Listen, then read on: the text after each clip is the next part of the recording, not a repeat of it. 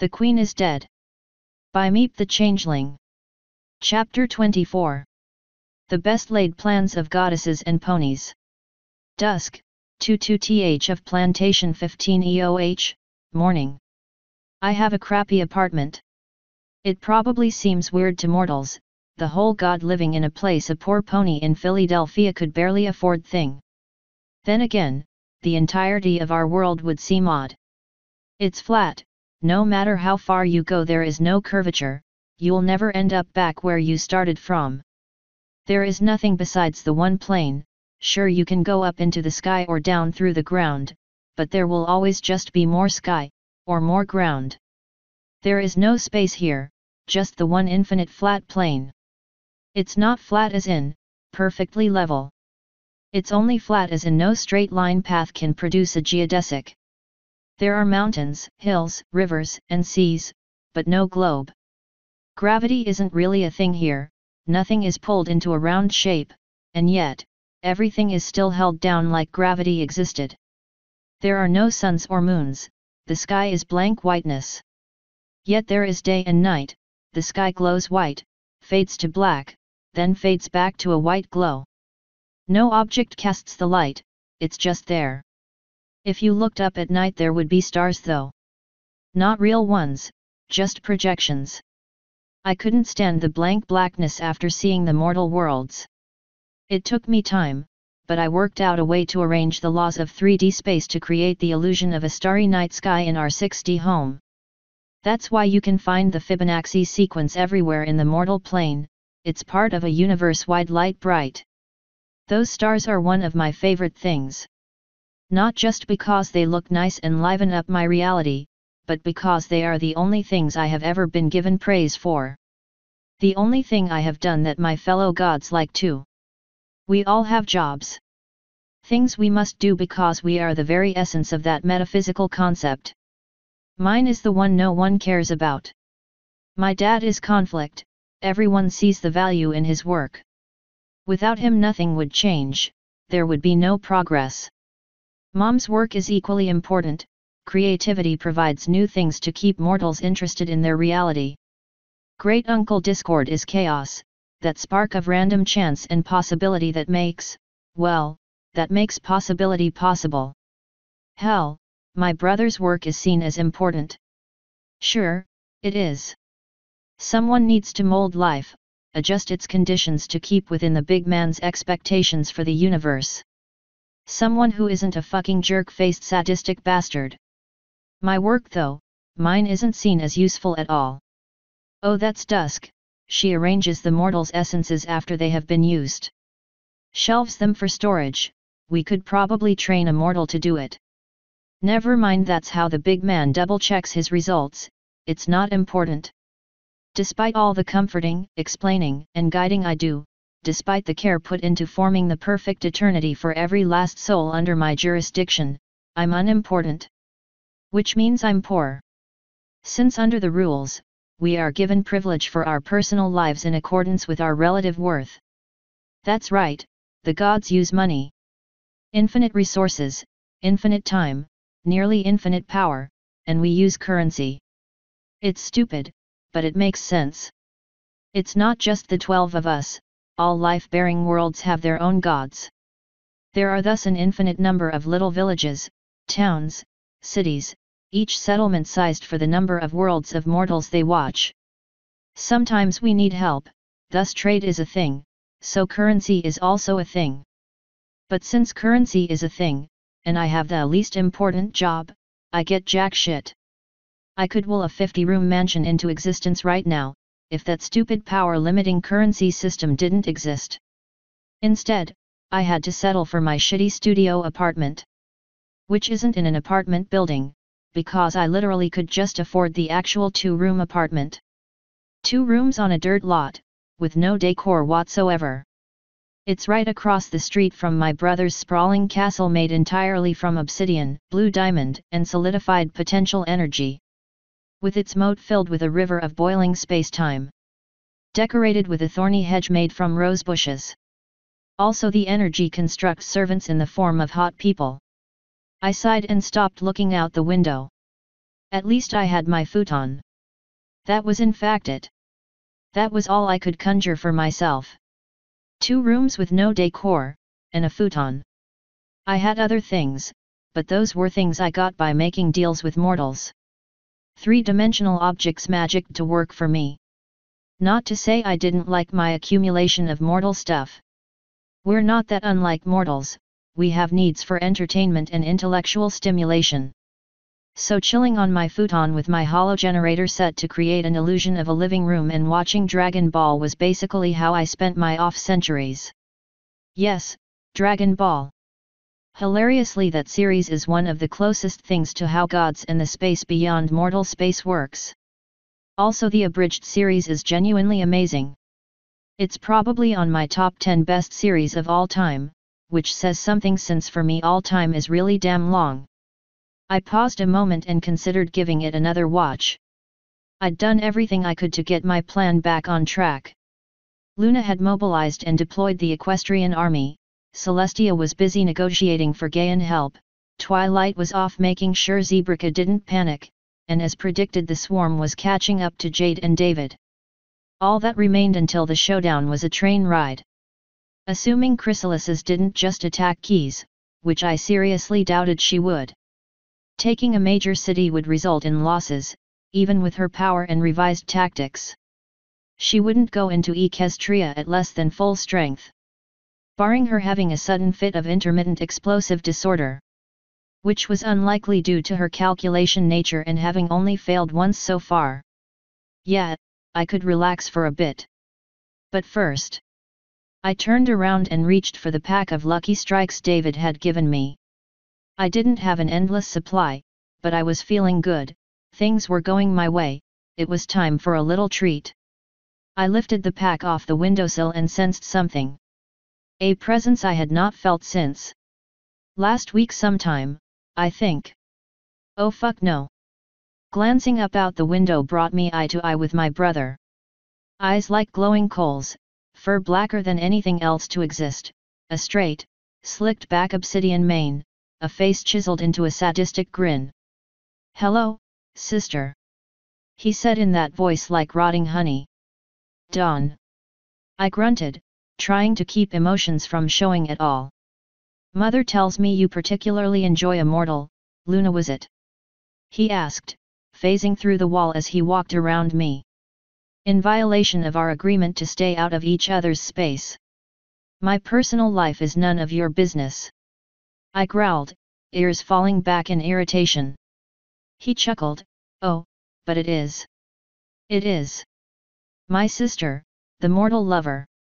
Have you finally realized they are toys to be used and discarded? We're not two anymore, Dawn." I grumbled, conjuring my lighter and lighting one of the strikes. I needed to keep calm, so as to not give him a damn thing. "Just tell me what you want." He gave me a disdainful look as I took a drag on the cigarette so I could blow the smoke in his direction. "Ha! Take that, you bastard. Let's start with what I can do for you," he said, idly rummaging through my shelf of video media. "This. Luna. I can give her to you. A small tweak, a nudge really, and she's yours. All I do is require her instincts to make you the center of her mind, creating pure devotion to your every move. Perfect, unconditional, complete love. I'll even remove the distrust and fear of being hurt I added to that emotion, nothing but the positive. That wouldn't be her loving me, and you know it," I said with an eye roll. "Oh, but it is. Reproduction is, after all, part of life, and love is an emotion I created to make it happen. As well as to lead to some personal amusements." He chuckled, actually fucking amused by being the root of every domestic dispute ever. "I know my own work perfectly, my silly sister. Just tell me what the fuck you want." I growled, anger flashing across my face. Shit. Now he had me.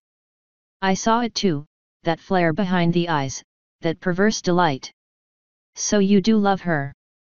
Interesting. You really do experience mortal emotions." I knew it.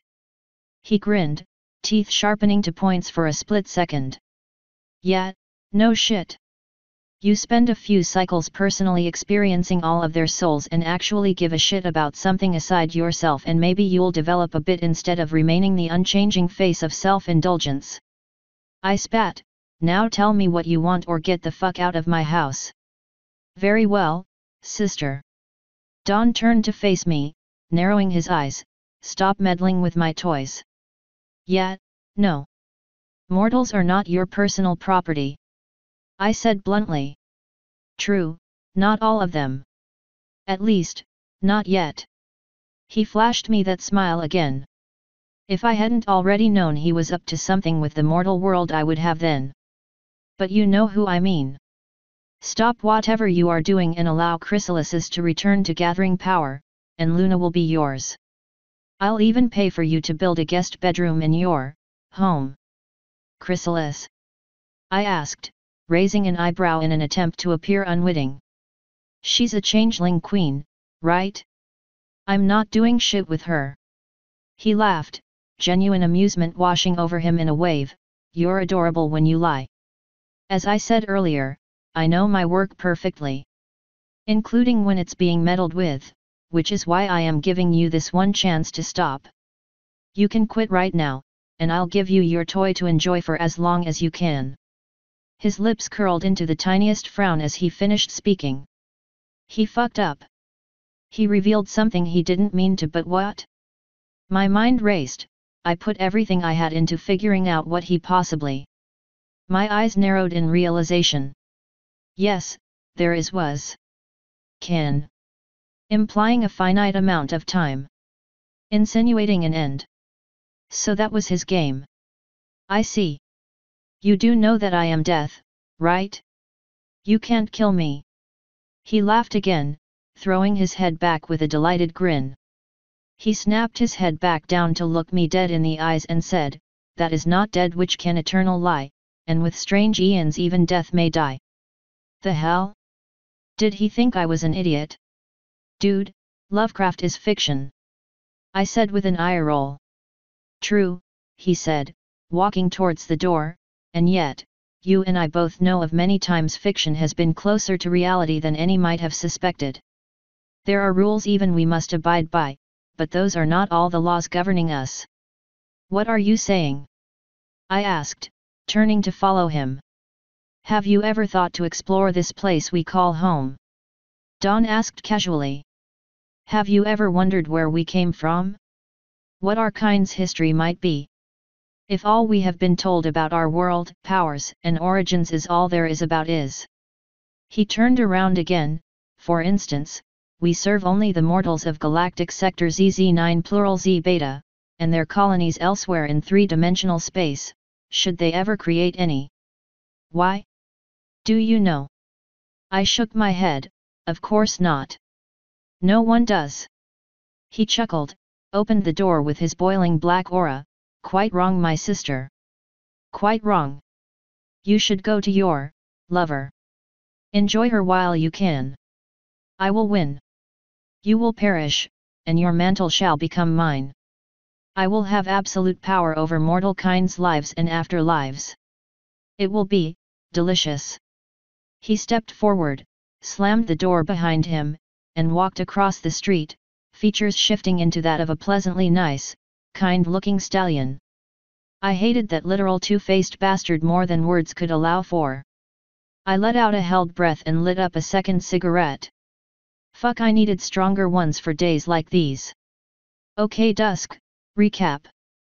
Your psychotic brother found a way to potentially kill you and take your powers, and it involves Chrysalis. You know that Chrysalis has become more powerful than she could have on your own. Ipso facto Dwan's made her into a weapon to destroy you.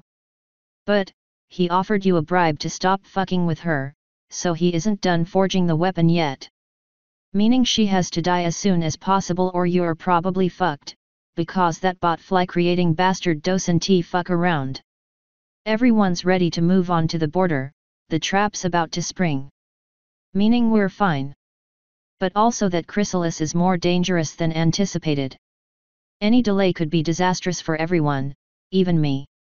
The plan is fine, but there is no room for errors at all from now on.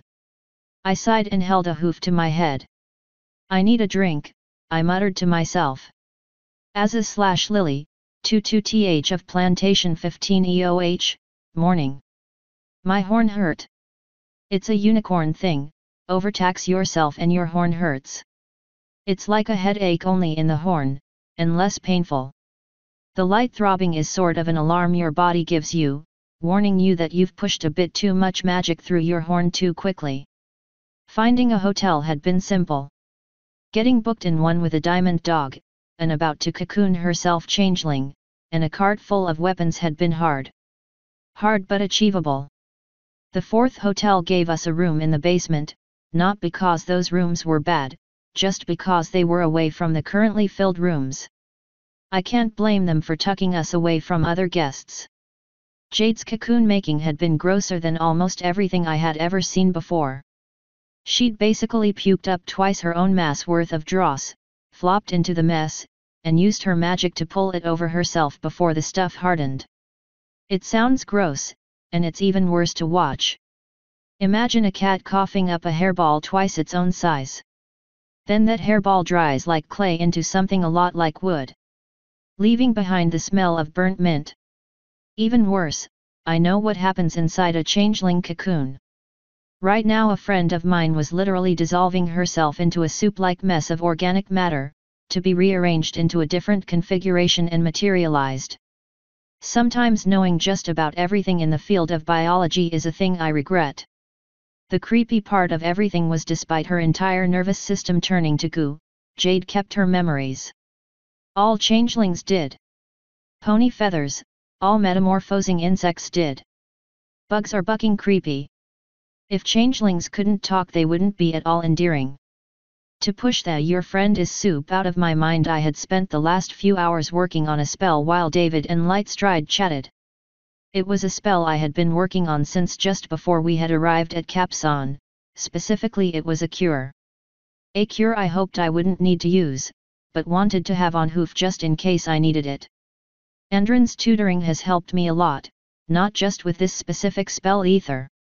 Reading from a book, memorizing the science behind what the spells will be working with, and committing spells to memory can only take you so far. You need a rival, peers, or a good teacher to push you to the next level. I wasn't sure Endron's advice and tricks had pushed me up that much, but they were enough that I was pretty sure I could do this now. It was tricky to work on anything for insects, at least it was for me. Mammals, some plants, sure easy. But insects? Insects are very different creatures, almost alien in the way they work. Not that there's anything wrong with that, it just meant that my cure had to have a twin spell matrix to compensate for the fact that changelings do not have a brain, but rather hundreds of nerve clusters all along the nervous system, just like any other bug. It was also hard because I couldn't just test things. I supposed I could test it on Lightstride, but there was a matter of ethics involved.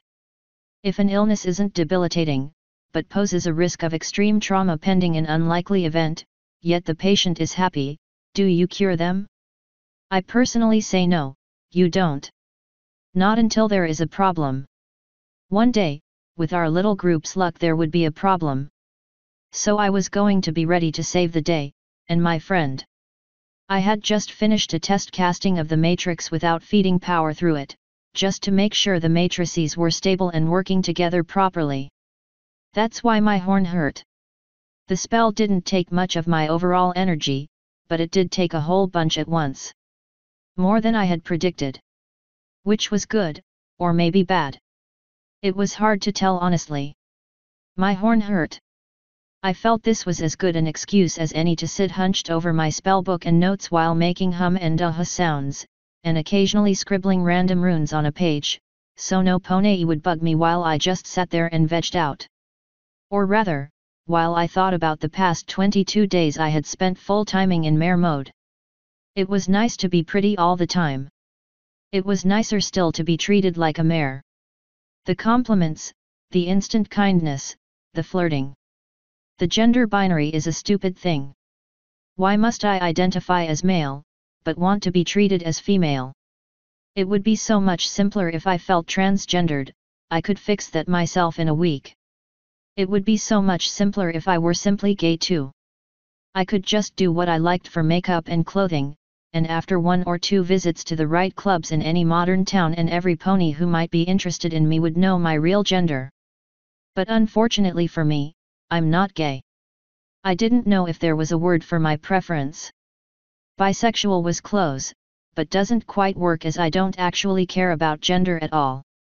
Male, female, the odd intersex person, it's all good, as long as someone is there to cuddle.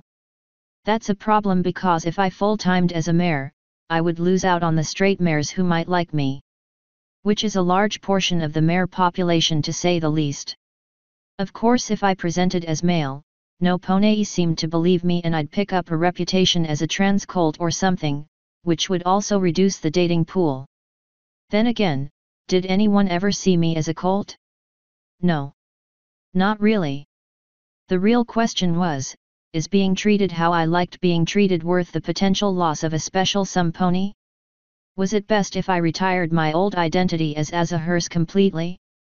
I could easily list myself as female while immigrating into Equestria. I doubt they would check, and even if they did, those piercings meant they would have to do more than just make me lift my tail. I frowned for a moment as I took a look at my other jewelry. The silver and bronze bangles on my forelegs were especially nice. I hadn't taken them off since I got them, however that had happened. While my piercings had taken some getting used to, I supposed the lower one would be fun for a future special some pony, and I liked the ones on my head and ears. The tiny gold hoop in my left eyebrow was especially cute. Bucket. Azza, you like the mare stuff too much. You'll just be making yourself uncomfortable for the sake of not losing out on something you probably won't get anyways. Just be happy. I sighed and resolved to present as female from now on. Whomever I wound up with was the only person who had to know what my plumbing was like. Assuming that happened, I sat back a bit more on my haunches. I needed to think. If I was going to be a mare full-time, I needed a full name. Lily was good for a personal name, but Equestria did require a surname as well. Lily Pond? No, too nature-y sounding. Lily Spark? No, just bad. Lily Rose? I nodded to myself. Yeah, I muttered quietly. Lily Rose sounded good, if a bit flowery. But it would do. It wasn't. Hold on. Wasn't Lily Rose the name of a brand of salted cider? Cider. I wished Dusk were here. We could go for drinks and work out a proper mare's name for me. She actually listened, and cared. 3 loud hoof-on-wood thumps echoed through the room. Someone was at the door. Light and David stopped talking and turned to look across the small room at me. I was the closest to the door after all. I gave them a nod. Don't worry, I'll get it. Thanks. David said, turning back to Light to talk about. I don't know actually. I walked over to the door, turned the knob with my hoof, opened it a crack and... Lily. Dusk greeted with a genuine smile, scaring the absolute piss nearly literally out of me. I need a drink, we should go for a drink. I'll buy. Eve. How the bucking hay did you even find me? I exclaimed, ears standing upright in alarm. Well, from your point of view it would be magic.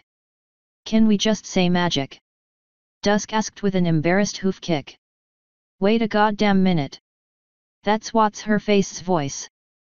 David said, the bed squeaking as he jumped up and bolted to the door, pointing at Dusk and exclaiming, You.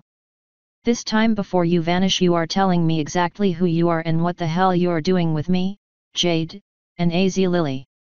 Dusk face hooved, damn it. I forgot you were traveling with them. Light stood up slowly, a concerned look on her face as she warned, you shouldn't be antagonizing. Light, shut it. David snapped.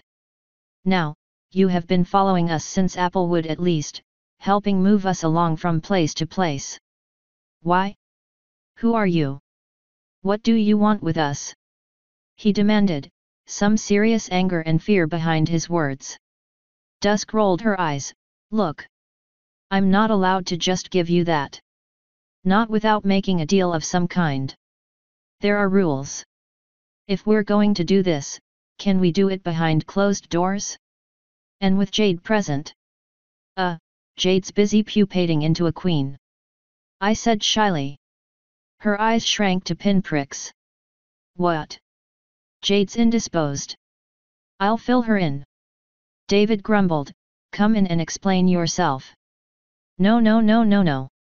Dusk growled, slamming her head into the door, damn it. Of course she'd go queen now. She saved the whole damn crew. Arg. David and I shared a raised eyebrow for the split second before David grabbed Dusk by the scruff of her neck, pulled her inside, slammed the door shut, and demanded, explain now. Light flinched and dove behind the bed, prompting a pit of fear to ball up in my belly like an angry cat. Dusk eeped and gave him a dirty look, okay. I can forgive that. Sort of deserved it. Oh mother bucking pony feathers. You can't move a changeling cocoon without hurting them. She groaned, holding her face in her hooves. Can you please tell us what's going on? I asked, hoping that politeness would work better than fearful anger. Yeah, Dusk sighed. I'm driving a plot to kill Queen Chrysalises. You three are a part of it, David. You and Jade were intentional parts. Lily, I'm glad you met them, but I never intended to drag you into this. Didn't know you existed, to be honest. David nodded to himself, we're bait. Dusk nodded, and smiled softly. That's why I put you on it. You're perceptive, intelligent, skilled. You are the one to see Jade through this. She's a child. David growled, everything else aside, putting her in danger is morally outrageous. No she isn't, Dusk and I said together. She told me she is 17, that's a child. David protested. Not for a scout. Dusk rightly pointed out. In fact, if you were to give her an equivalent lifespan to your own species, Jade would be 27 years old. A scout lives for 75 years at most, more commonly 50. Yes, I put her in danger, but she is a fully developed adult, despite her ignorance of the outside world. Besides, even if she was a child, is not the life of one child worth the lives of millions? Is any one death not a bargain for saving the lives of everyone the swarm will kill if they keep existing? I frowned, that was grim, but I couldn't fault the logic. Except for one small thing. But who are you to decide who dies? I asked, trying to ignore the fact that this was my friend talking. What she said? David barked. No one important, Dusk said with an eye roll, just the actual anthropomorphized personification of the concept of death. The room fell silent for a full 3 seconds. Bullshit. David sneered. Dusk turned her head and looked into David's eyes, her own eyes starting to glow a pale ghostly green. You first met me at the Santa Ana train yard, on the 23rd of September of the year 2015. You had spent the night binge drinking and putting on your old uniform, trying to relieve the days when you still had hope for a fulfilling life. In your drunken state you stumbled to the train station, seeking an end to your pain, and threw yourself in front of the 12:30 train to Los Angeles. David's jaw dropped. I felt my heart skip a beat. Light peeked out from behind the bed only to duck back down. Dusk continued. Upon your soul's entry into the lobby, you felt at peace.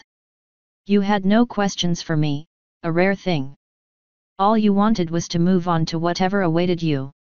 As with all who die, I read your soul in preparation to construct your afterlife, and saw only pain. My brother is an asshole, he chooses people to suffer at random, and you were one of his playthings. Yet despite your life, you were still kind. You take with you into the next world the things you have with you upon your death, and as you were able, you gave me this pack of cigarettes after I lit one of my own. A small package of cigarettes appeared in a flash of green flames, simply hovering in front of the pale mare's face with the logo held outwards. But, David gibbered.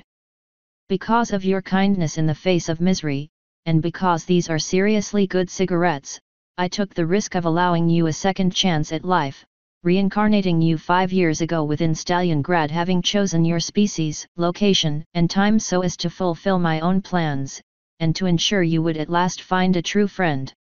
Dusk finished, the package vanishing, along with the glowing flames. Everyone in this room's visited me before too. You just forget when you come back. Wait, but, I never died. I said, looking more baffled and confused than David did with the one drooped ear and floppy tail. Dusk frowned, an honest actually sorry frown. You did actually. I'd forgotten myself. Look, even gods don't have perfect memories. But you did.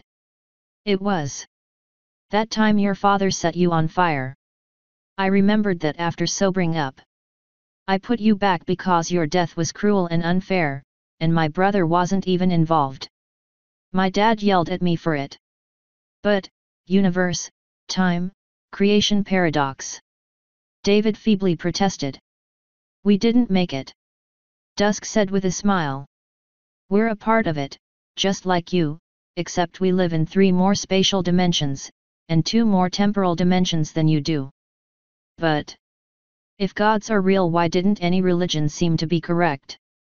David protested, starting to regain composure. I died. I squeaked, tail drooping. Dusk nodded at me and gave me an oddly comforting hug. You did. It's okay, I fixed you up. Guess I always had my drinking buddies back. Clearing her throat, Dusk turned back to David. We stopped caring about humans. It was before your recorded history. At first we thought it would be best to let you develop on your own, then well. The religions you invented were too well established to challenge with the truth, and if we did show you the truth you would discover magic, and that would destroy your social structure and do more harm than good. We don't need mortals' worship to live or anything, so we just did our jobs from the shadows. Okay. Say I buy that. Why are you a pony if you were a human god? David asked, his shocked tone slowly morphing into a curious tone as he pulled a chair over to sit on. Ponies are cute, and I don't experience time like you. I can travel through it like you do this space. I know all the times and places that this planet and the planet's creatures from here colonize. Of these species I found ponies to be the most adorable, and thus from a mortal's perspective I have been a pony since this cycle began. Cycle? I asked curiously. She nodded. Yeah, this cycle of. Look, the universe's 3-dimensional space has cycles of expansion and contraction. That's how we measure time. The universe is born in a burst of energy, expands, cools, then compresses back down and explodes again. That's a cycle. I've seen 8 of them. There have been 42 so far. I didn't have a physics background, but from what she was describing, that was literally using the heat death of the universe as a calendar. How old does that make? There literally isn't a number in any mortal language big enough, she admitted with a blush. But, we are a species, and while we do not die, we do come into being. If I were a pony I would be 38 or so. An adult plus a bit. All right, David said slowly, locking his eyes onto Dusk. So, can you do anything to actually prove you are a god, which couldn't be replicated with mind reading? Dusk nodded, sure, easily. She hummed for a moment, then nodded to herself, held out her hoof, and a small medal simply unfolded from nothingness into her hoof. It was made of bronze, shaped like an upside-down 5-pointed star with the tips that had little decorative bumps, and attached to a bright blue ribbon. Pretty sure you recognize. How did you get that? David asked in an emotionless voice. I reached across space-time and picked it up. Dusk answered, turning it around to show David the back. It's yours, there's your name, rank, and serial. David stared at the medal for a few seconds, then nodded. Okay. I believe you. Put it back. What? Why? I asked, shouldn't you be proud of winning? It's not that sort of award, Lily. David said as Dusk vanished the metal back to, wherever. But Dusk gave me a shhh look. It's a veteran thing. Don't push it. Oh. Well then that was different. Sorry. It's okay. David said before looking back up at Dusk. So. You're a god. Of death. Yes. Dusk said nodding. But as you can see, I'm also a person. I'm also nice. You don't need to be afraid of me. I stopped being afraid of death a long time ago. David muttered. I know. Thank you. Dusk said with a smile. I hate how he made mortals. Ah, skip it. Wait, I asked, if you're a god of death, then you have control over death, right? She nodded, yes. If by that you mean I have control over mortals' souls after they have passed on. Can't you just make chrysalises drop dead? I asked curiously. That's actually a good question. Light said timidly from behind the bed. Agreed. David grunted. Why put Jade in danger if you're a god? Dusk sighed and sat down on the floor. A goddess sat on the floor. It was weird. I felt like the floor should have morphed into a throne or something. I'm on the bottom of the deity totem pole. There are rules. That's all I can tell you without using a loophole. If you want to know more, we need to make a deal, and there is only one deal I am willing to make. Dusk said slowly, you agree to take the first train possible to the equestrian border, and head to Appaloosa, and I'll tell you what you want to know. Why? David asked. Because I can't tell you more without a deal, and I need you to go there. After which you will be free of me. Unless you want to hang out. Yet. Right, hang out with God who puppeteered you, Dusk sighed, ears drooping sadly. I'm honestly sorry. She has to die. I looked at David with a concerned expression. He returned the look, and in a silent moment we both knew we had to agree. He nodded, all right. I'll go there, and I'll take Jade with me. Now tell us. Dusk let out a relieved sigh, another weird thing for a god to do. Or was it? Right, she started, I can't actually kill anyone without permission. See, the end of life is part of life, and hence, that's my brother's domain. I only have dominion of mortals after they pass, not before, nor can I choose how they pass on. Her face suddenly melted into a tired, depressed, and angry look. Do you know how many die every day? I don't experience time in a line. After this conversation I could process 3 centuries of mortals' souls then come back to you a second later from your perspective. But for me, that time has passed. I see every single last mortal's life in full. It's my job. I create an afterlife for everyone, and I give them exactly what they have earned through their own actions in life. But to do that, I know everyone. Everyone. Their hopes, dreams, fears. I've grown to love mortal kind. You are precious, more so than us. You get to forge your own paths, you love, you fear, you are more than I am. I am a personality and a concept, and little more. You are these amazing creatures with agency over yourselves that I could only dream of, existing for the briefest of moments, but burning brighter than my grandmother who is literally the manifestation of the concept of light itself. Dusk bit her lip in an angry expression, and Chrysalis destroys you without even a thought. She's the moral equivalent of my brother, a cruel, sadistic, narcissist out only for their own power and pleasure. She embodies the random cruelty and calculated evil more than anything else alive on your world. Every time a soul comes to me because of her, I feel angry, and sad, and I don't know. I blinked twice. This was weird. Good weird, but weird. Death itself hated people dying. But your death. How can you hate people dying? I asked, genuinely confused. I don't know. I shouldn't. But I do. I've had emotions like immortals for a long time now. I even have a crush. I can't remember when it started. But it's not normal. Dusk sighed, laying down with her head on her hooves. But what does this have to do with using Jade and I as bait? David asked, a hint of anger creeping back into his voice. I could destroy her right now. That would be easy. But if I did, I break a rule. The other gods notice that I stepped into someone else's domain, and I am severely punished, forever imprisoned, maybe even destroyed. That leaves my brother free to do as he wishes. That might sound fine, letting life do whatever it likes. But it's not.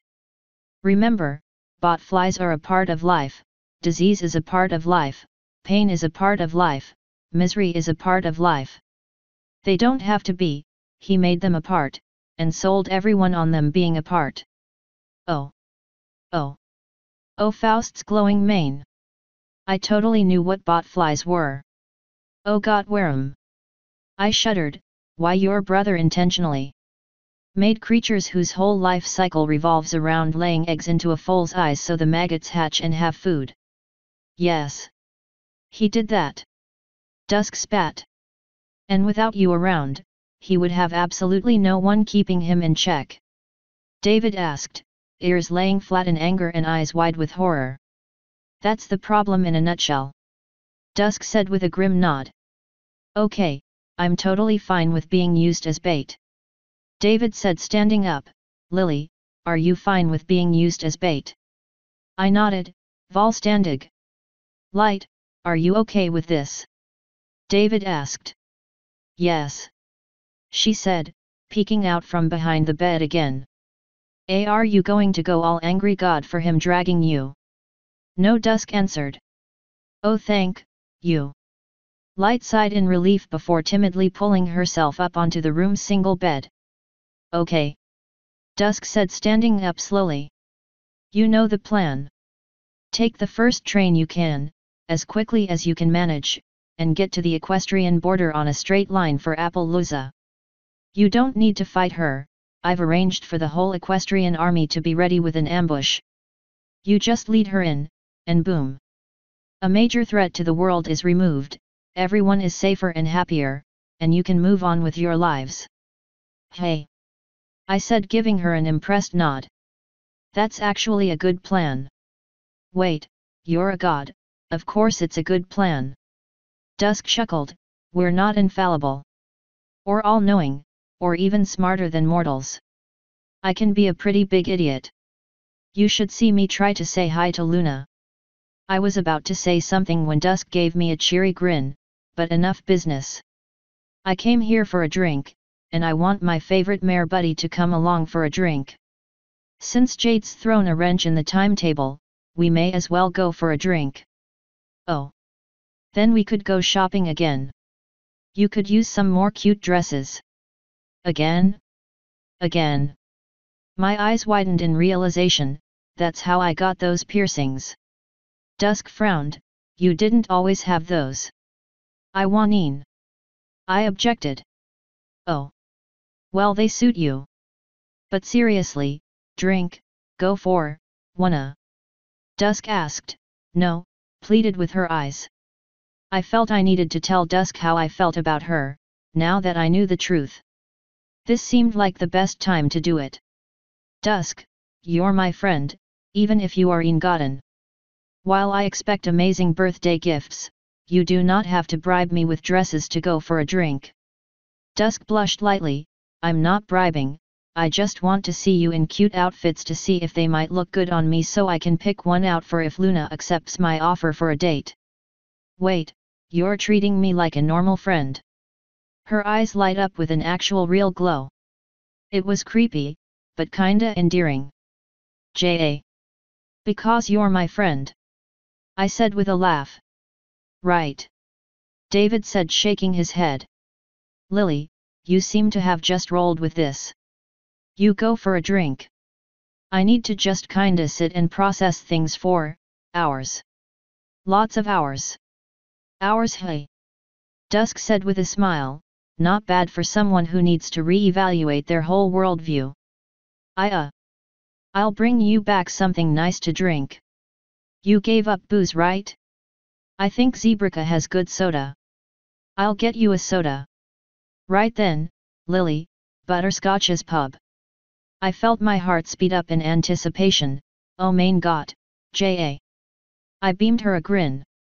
Sweet. Dusk smiled, held out her hoof. I took it, and an instant later found myself back in Capson's pub splitting a bottle of pure deliciousness with my first real best friend.